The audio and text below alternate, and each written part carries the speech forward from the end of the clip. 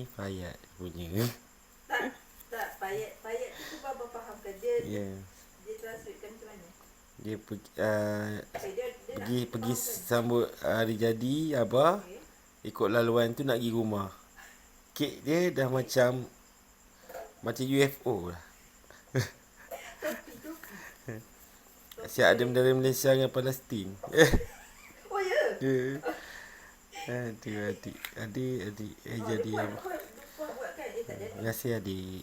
Kalau abang, Ni abang. abang comel dia punya. Abah selamat hari jadi abah. Saya abah. Abang saya. Terima kasih abang. Sebab dia orang tunggu abang dah tak boleh nak tunggu dah. So,